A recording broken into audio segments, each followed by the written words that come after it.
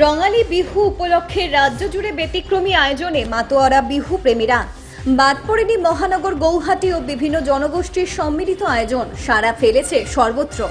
মহানগরের শিবশক্তি ধর্মীয় ন্যাস সংস্থার পক্ষ থেকে রঙালী বিহু তথা অসমীয়া নববর্ষ উপলক্ষে ৮০ জন বৃদ্ধা মহিলাকে পান, সুপারি ও বস্ত্র তুলে দিয়ে সম্মান এবং শ্রদ্ধা জানাতে দেখা যায়।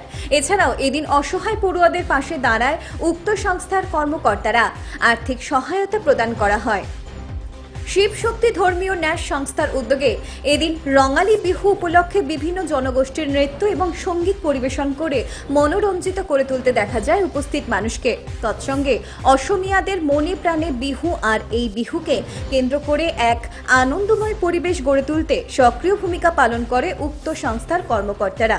আমি শিবশক্তি ধর্মীয় ন্যাস এটা আমার ৰাজহুৱা অনুষ্ঠান। এই অনুষ্ঠানটি আমি 2022 বৰ্ষত প্ৰতিষ্ঠা কৰিছিলোঁ আৰু এই অনুষ্ঠানটি ইতিমধ্যে আমি বিভিন্ন কাৰ্যসূচী বিগত দিনবোৰত আমি লৈ আহিছোঁ। আৰু এইবাৰো আমি এটা ব্যতিক্ৰমী চিন্তাৰে আমাৰ জাতীয় জীৱনৰ যি আমাৰ সম্পদ অসমৰ বিহু, আজি বিহু আমি ইয়াত পালন কৰিবলৈ ওলাইছোঁ পোন প্ৰথমবাৰৰ বাবে শিৱশক্তি ধৰ্মীয় ন্যাসৰ উদ্যোগত শিৱশক্তি মন্দিৰ প্ৰাংগণত এটা সৰু অঞ্চলত বকুলতল, মালিগাঁও এটা ভিতৰুৱা অঞ্চল বকুলতল কল্যাণ নগৰৰ।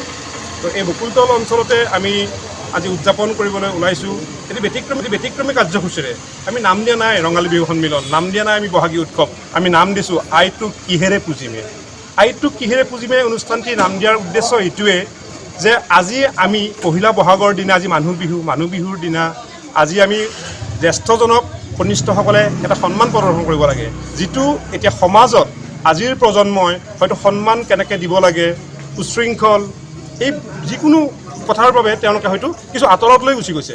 সেই আঁতৰলৈ যোৱা মানুহখিনিক বা আমাৰ ল'ৰা ছোৱালীখিনিক আমি যাতে আকৌ তেওঁলোকক আমি দেখুৱাব পাৰোঁ যে জ্যেষ্ঠজনক সঁচাকৈ বিহুত আমি সন্মান দিব লাগে, পিতৃ মাতৃক আমি সন্মান দিব লাগে। আৰু সেই উদ্দেশ্যৰে আজি আমি মাতৃখিনিক ইতিমধ্যে আমি এটা আগৰ কাৰ্যসূচীত পিতৃক সন্মান জনাইছিলোঁ।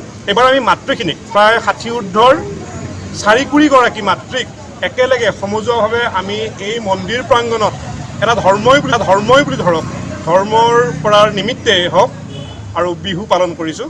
এই বিহু মানুহ বিহুৰ দিনা আমি বিহুৱান যচাৰ নিমিত্তে আমি তেওঁলোকক এটি সমজুৱা আমি সেৱা আমি জনাম আৰু তেওঁলোকে আমাক আশীৰ্বাদ দিব। আৰু তেখেতসকলৰ আশীৰ্বাদ আমি শিৰত লৈ আমি শিৱশক্তি ধৰ্মীয় ন্যাসে পৰৱৰ্তী দিনলৈ আগুৱাই যাম বুলি। গৌহাটি থেকে আলিমন নেচাৰ ৰিপোৰ্ট, যুব বিচিত্ৰা ডিজিটাল।